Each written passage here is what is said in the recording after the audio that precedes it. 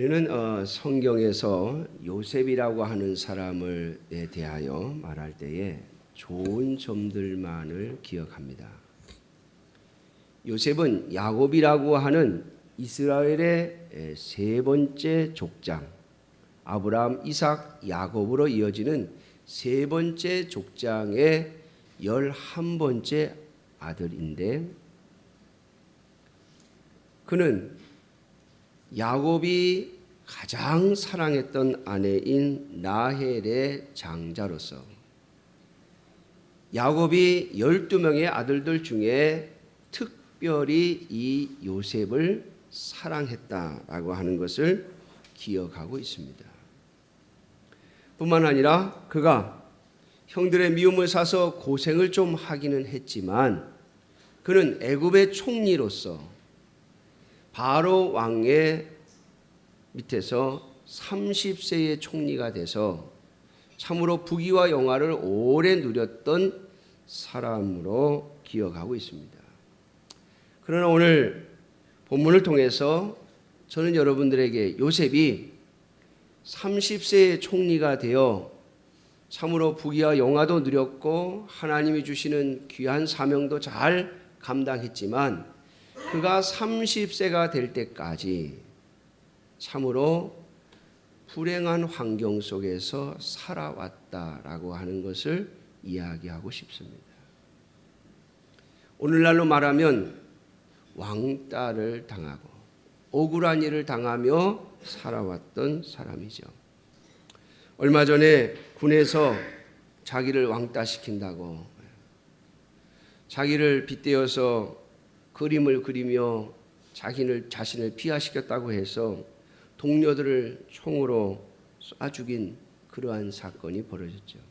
여러분, 왕따를 당한다는 것, 나만 소외된다고 하는 것은 우리 인간에게 있어서 굉장히 불안하고 또 불편한 상황입니다. 그러한 환경입니다. 그러나 오늘 본문에 등장하는 이스라엘의 세 번째 족장의 아들이었던 요셉은 어려서부터 참으로 많은 불행한 일을 겪었던 사람 중에 하나이기 때문에 결코 하나님 앞에 쓰임을 받고 하나님 앞에 온전히 서는 데 있어서 환경은 우리에게 어떠한 이유도 우리가 하나님 앞에서 바르게 서지 못할 이유를 제공하지 않는다고 하는 것을 여러분들에게 말씀드리며 요셉과 같이 어려운 환경, 곤란한 환경, 불편한 환경들을 이겨낼 수 있는 여러분들이 되시기를 주님의 이름으로 축원합니다. 첫째로 요셉은 어려서 엄마를 잃었습니다. 창세기를 보면 요셉의 동생인 베냐민을 낳으면서 야곱이 가장 사랑했던 여인, 그의 네 아내 중에 가장 사랑했던 아내인 라헬을 야곱은 잃었고 요셉은 엄마를 잃었습니다. 성경을 전체적으로 보면 적어도 요셉은 10세, 10세 전후에 엄마를 잃었습니다. 여러분, 초등학교의 어린 나이에 부모를, 특별히 엄마를 잃어버린다고 하는 것은 굉장한 불행의 상황이죠. 많은 사람들이 어려서 엄마를 잃어버림으로 말미암아 많은 불행을 겪고 어려움을 겪고 또 그 성격과 그리고 그의 삶이 삐뚤어지는 것을 보게 되어집니다. 요셉 또한 그렇습니다. 그는 10세 전후에 엄마를 잃고 그는 자신의 아버지의 다른 부인들, 우리로 말하면 계모는 아니지만 하여튼 다른 부인들 밑에서 살았습니다. 그는 장자도 아니었고 야곱의 12명의 아들들 중에 11번째.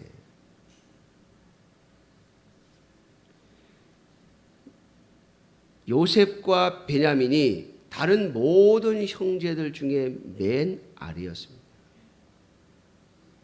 그러므로 그는 참으로 동정을 받으며 또한 불쌍히 여김을 받으며 살 수밖에 없는 그러한 환경에서 그의 생애의 초반을 보냈다는 것을 알 수가 있습니다. 사랑하는 성도 여러분, 그럼에도 불구하고 요셉은 하나님 앞에서 바르고 정직한 삶을 살았습니다. 창세기에 보면 요셉은 17세의 나이에 자신의 형들과 그리고 자신의 아버지의 다른 부인들이 하나님의 말씀대로 살지 아니하고 하나님의 법을 어기는 잘못된 행동을 하는 것을 그냥 두고 보지 못하는 그러한 사람으로 묘사하고 있습니다. 두 번째로 요셉은 그러한 엄마가 없는 환경에서 어린 시절을 보냈을 뿐만 아니라 그의 형들의 미움을 사며 그는 어린 시절을 보내야만 했습니다. 혼자도 아니고 자신의 가장 사랑하는 동생인 베냐민과 함께 엄마 없는 삶을 그는 살았던 것입니다. 그리고 그의 형들로부터 항상 따돌림을 당했고, 그리고 성경에 보면 그 형들이 요셉을 미워했고 더욱 미워했다고 증언하고 있습니다. 여러분, 같은 형제, 아버지 밑에서 같이 자라는 형제가 나를 미워한다고 하는 거예요. 여러분, 서로 성도 다르고 또 부모도 다르고 군대에서 만나가지고 자기를 미워한다고 해서 억울하다고, 그것이 속상하다고, 그것이 밉다고 총으로 쏴 죽이는 그러한 상황도 있는데, 요셉은 외부인이 아닌, 다른 사람들의 자녀들이 아닌 자신의 아버지의 자녀들인, 비록 이복 형제이기는 하지만 한 울타리에서, 한 가정에서 살고 있는 형제들의 미움을 받으며 그의 어린 시절을 보내야만 했습니다. 뿐만 아니라 세 번째로 요셉은 아버지의 심부름을 갖다가 형들에게 죽임을 당할 뻔했고, 그리고 형들이 그를 애굽의 노예로 팔아버렸습니다. 17세의 나이에, 물론 17세면 다 컸다 이렇게 생각할 수도 있겠습니다만은, 여러분 17세의 나이에 노예로 애굽에 팔려가서 그곳에서 그는 어린 시절부터 노예 생활을 했어야만 했습니다. 그것도 같은 민족이 있는 곳이 아니고 전혀 말이 다르고 그리고 피부 색깔도 다른 땅에 가서 그는 노예 생활을 시작했어야만 했습니다. 뿐만 아니라 오늘 본문을 보면 이 요셉은 보디발의 집에서 충성스럽게 일함으로 말미암아 인정함을 받고 노예들 중에 총무가 되었음에도 불구하고 그 보디발의 아내의 모함에 의해서 감옥에 들어가게 되어집니다. 보디발의 아내의 유혹을 뿌리쳤다는 이유로 그는 모함을 받았고, 그의 주인인 보디발은 요셉의 억울함을 풀어주지 않았습니다. 자신의 아내의 말만 듣고 요셉을 감옥에 가두어 버린 것이죠. 적어도 요셉은 감옥에서 3년 이상의 삶을 살아야만 했습니다. 적어도 말이죠. 그는 옥에 들어가서도 또 인정함을 받아서, 간수에게 인정함을 받아서 옥에서 일어나는 모든 일들을 간수가 이 요셉에게 맡길 정도로, 요셉에게 맡긴 것은 다시는 돌아보지도 않고 점검할 필요도 없을 정도로 충성스럽게 일했음에도 불구하고 이 요셉은 자신이 꿈 해석해 준 술 맡은 관원장의 약속을 믿고 소망했을지도 모르는데, 그는 감옥에서 나간 이후로 요셉의 억울함을 풀어주겠다고 약속한 이후로 2년이 지나도록 요셉에게 연락조차 하지 않았습니다. 다시 말하면 철석 같은 약속에 또 배신을 당한 것이죠. 여러분, 그럼에도 불구하고 요셉은 성경에 보면 어느 한 군데에서도 하나님을 원망하거나 사람을 원망하거나 환경을 원망하는 모습을 볼 수가 없습니다. 그는 자신이 엄마 없이 자랐다고 하는 이유 때문에 정직함과 진실함을 잃어버리지 않았고, 그는 형들에게 미움을 받았다는 이유로 형들을 미워하지 않았습니다. 뿐만 아니라 그는 애굽의 노예로 팔려가서도 그의 인생을 함부로 살지 않았습니다. 아버지의 집에 있을 때는 채색 옷을 입으며 왕자 대접을 받았던 요셉이 하루아침에 노예로 전락했음에도 불구하고 그는 그의 인생을 한탄하거나 그리고 그의 삶을 포기하지 않았습니다. 여러분, 노예 생활을 하면서 10대의 나이에 노예 생활을 하면서 주인에게 인정을 받아 30세가 되기 전에 20대 중반에 노예 중에 총무가 된다고 하는 것은 그가 얼마나 정직하고 부지런히 일했는가를 알 수가 있는 것이죠. 결코 그는 그의 삶을 포기하지 않았습니다. 내가 노예로 살아야 되느냐, 내가 이렇게 비참한 인생을 살아야 되느냐고 말하지 않았습니다. 그는 또한 정직하고 바르게 살았음에도 불구하고 모함을 받아 감옥에 들어가는 상황 속에서도 그는 그 감옥에서조차도 그의 인생을 포기하지 않았습니다. 그의 정직하고 바른 삶을 포기하지 않았습니다. 철석 같은 약속에 배신을 당했음에도 불구하고 그것 또한 그를 좌절시키거나 그를 절망시키지 못했습니다. 사랑하는 성도 여러분, 오늘날 우리는 이 시대를 살아가면서 많은 사람들이 환경 탓을 합니다. 나는 원래 가난한 집에 태어났기 때문에, 나는 원래 재주가 없기 때문에, 나는 다른 사람들처럼 좋은 환경과 여건 속에서 자라지 못했기 때문에, 또 나는 남들처럼 기회를 얻을 수 없기 때문에, 뿐만 아니라 친구를 잘못 만나서, 그리고 심지어는 아내를 잘못 만났다든지 남편을 잘못 만났다고 하면서 자신에게 주어진 환경을 자신이 삶을 적당히 살거나 포기해도 될 이유로 우리는 내세우고 있는 것이죠. 교회도 마찬가지예요. 오늘 개척교회 목사님이 이런 이야기를 하더군요. 개척교회를 했는데 한 3년 동안 목회를 했는데 교인이 늘어나지 않는 거예요. 왔다 가버리고. 그러니까 그분이 그러더라고요. 이쪽에 지역이 별로 안 좋아서, 이쪽 지역은 뭐 불교가 세서, 이쪽 지역은 뭐 감리교 교인이 많아서, 그래서 이제 다른 도시로 가서 개척을 해야 되겠다. 여러분, 환경 탓하는 거잖아요.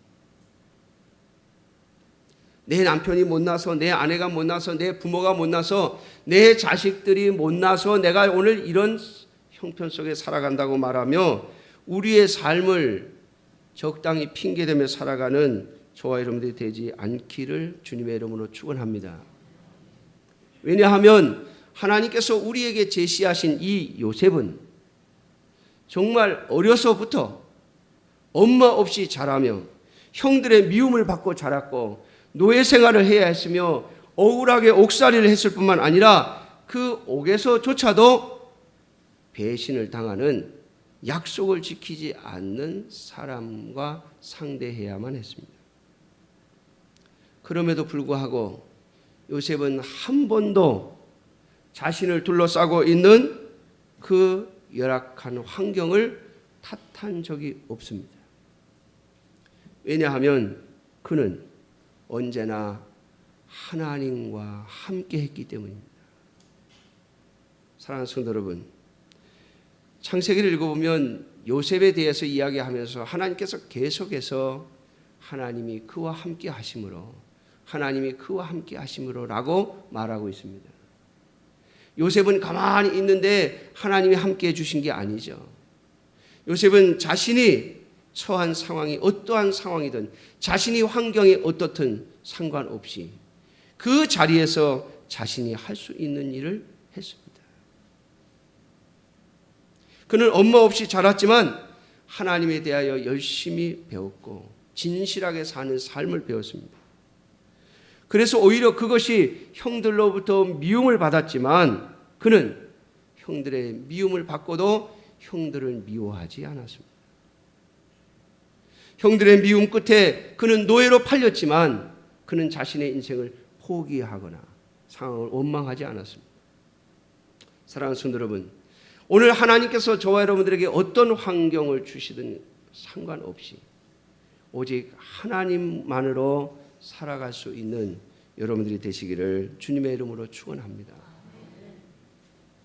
왜냐하면 하나님은 오히려 우리가 어렵고 힘든 상황에서 하나님을 의지하고 하나님과 동행하려 하는 자들을 통하여 하나님의 살아계심과 하나님의 역사하심과 하나님의 함께하심, 그리고 하나님께서 붙잡아 일으켜 세우심을 드러내기를 기뻐하시는 하나님이십니다. 그래서 예수님도 가장 낮은 자리에 그곳에 보내시고 주의 일을 하게 하신 것 아니겠어요?